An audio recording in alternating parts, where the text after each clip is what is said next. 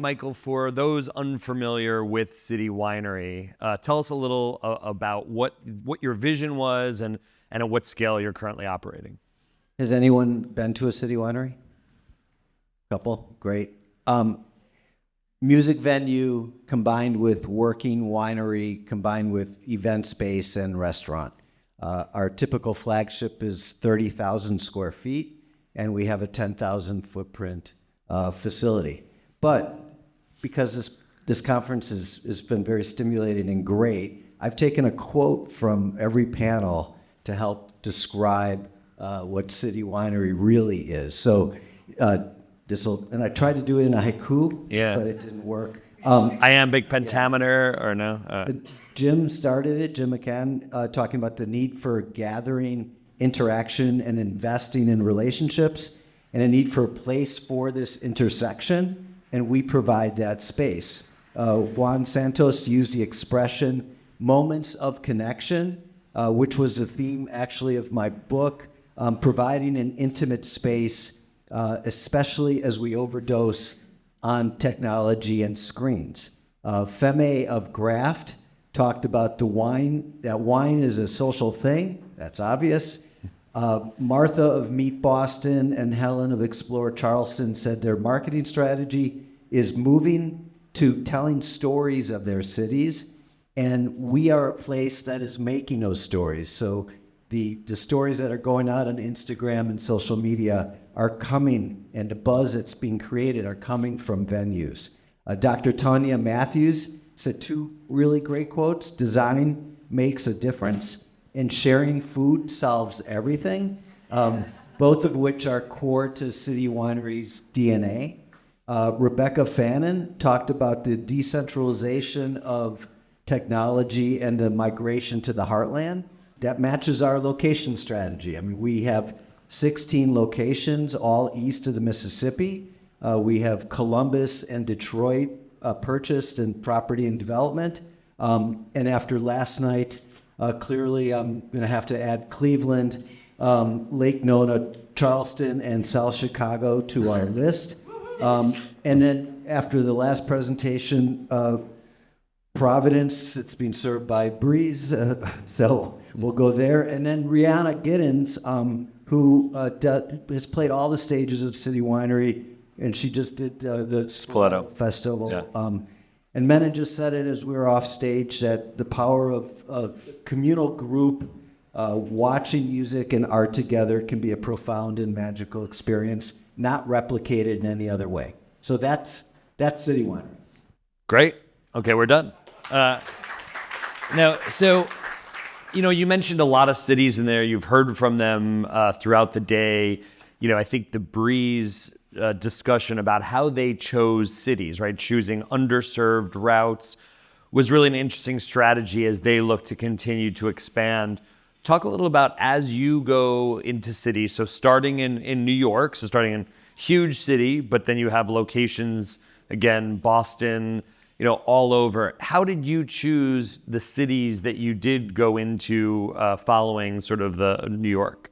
Well, underserved is a word that's on the list of variables that we look at, but in terms of a market that is underserved from a venue standpoint that has a 350 seat music room specifically, Live Nation and AEG, the big promoters, generally are doing larger venues. They have theaters, and independent promoters might be doing 300-seat standing rooms, but very few do the luxury seating with especially wine served in real glassware. So where there's a market that does not exist, which is many, many markets, we look at that. We look at the importance of routing and where an artist needs to play. So maybe there isn't a venue at all in a market like Milwaukee or Columbus where we're going to go. So, but the demographic then, as you talked about, someone who wants wine, a nice meal, a sit down, you target a very specific demographic then of an audience. It's a sophisticated audience that likes the arts, has some disposable income to spend on food and wine, but those are shared variables that are in so many markets. And I do think that the decentralization I was talked about earlier is happening in such a way that there are more secondary and tertiary markets that want to have a big city experience in a small location, and that's something that we're able to provide. So, as you think about expansion, you first identify a city, and then obviously the next question is where in the city to locate, and your footprint can be large. You have smaller footprints as well. But as you think about where in the city to locate, right? Is it in the urban core? Is it, is it driving destination?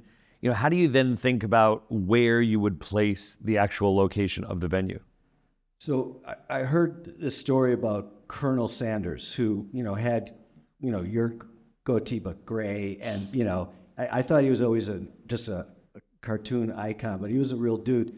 And he actually, the first couple thousand locations, he personally went and he studied the traffic patterns and looking. Now, we're certainly different in Kentucky Fried Chicken, but right now I go into a city and after committing to that being the right market, then going to different neighborhoods, and usually I'm being BS'd by a bunch of real estate wankers trying to sell me on their particular, spot. But, having to discern it, look at the other music venues, where are the other restaurants, what are some of the, buzz locations that people are, and it's about interaction and sort of a little bit of gut and a little bit of empirical evidence and data.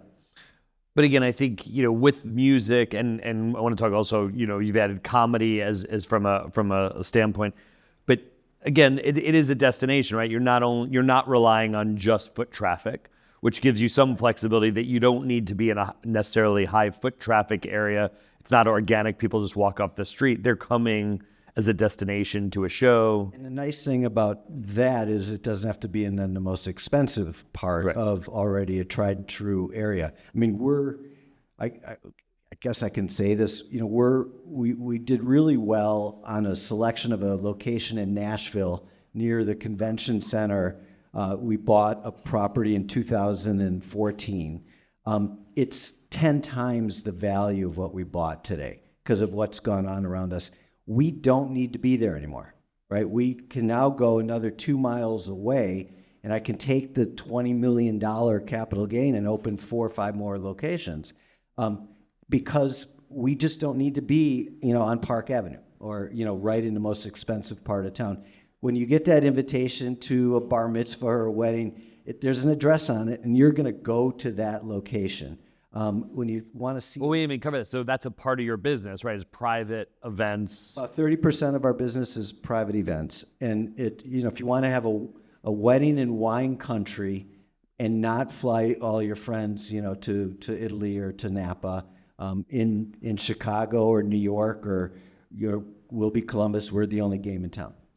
So we've chosen the city, we've chosen the location in the city.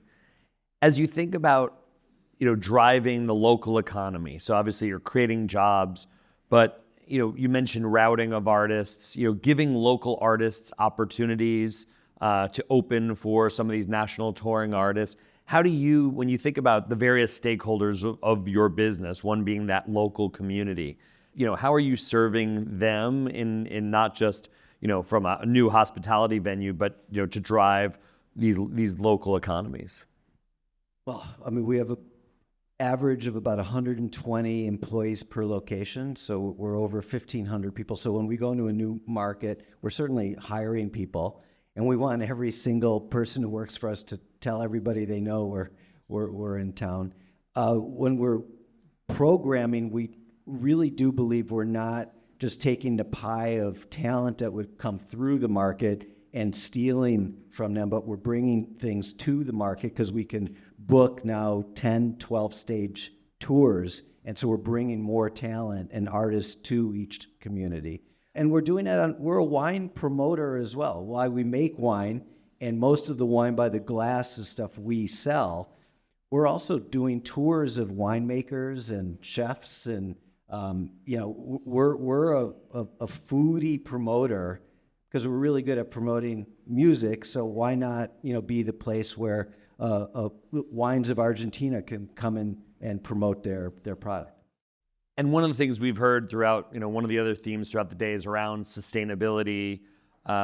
You also started a program, you're focused a lot on sustainability in a variety of parts of your supply chain and value chain, but you also started an innovative program in New York to encourage, people to reuse bottles.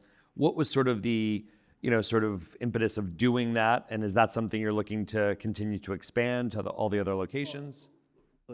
Part of our DNA, I hope, is to try and be a Menschy conscientious business. So we prefer adaptive reuse of older buildings if we can, rather than new construction.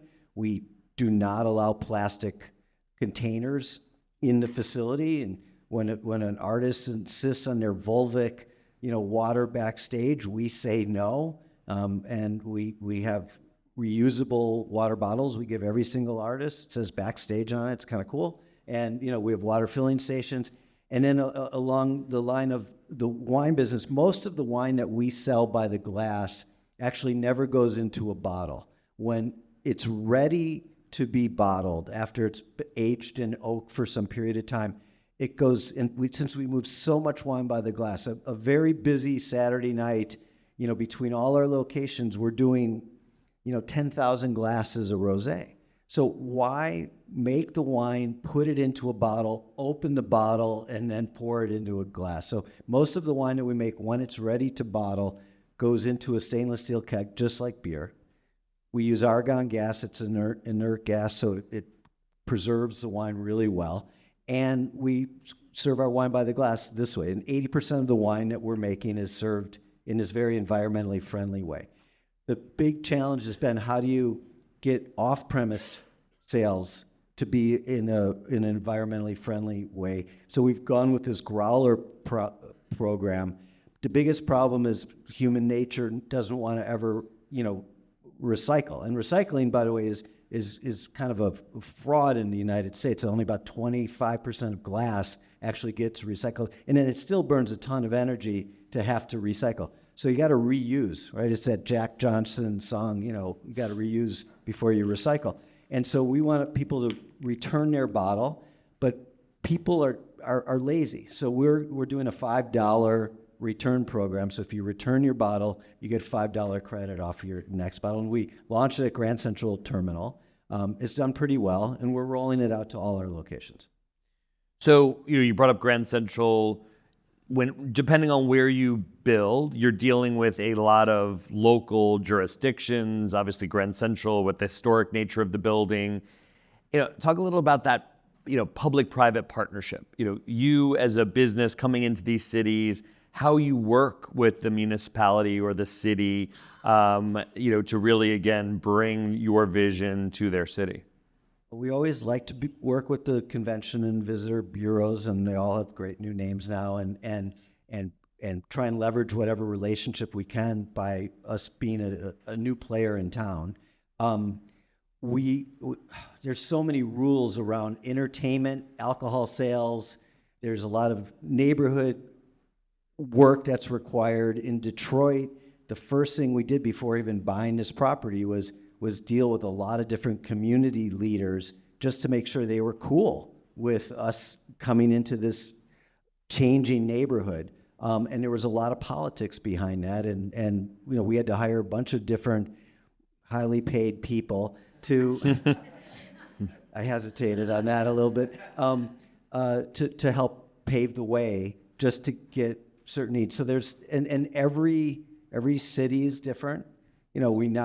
We opened in Pittsburgh this week, and we already had our licenses for making wine in Pennsylvania from Philadelphia, but Pittsburgh's local rules were different than Philadelphia. So even which is a state-controlled license, is different. So it's a pain in the tush. And hard to scale because everyone is different as you look.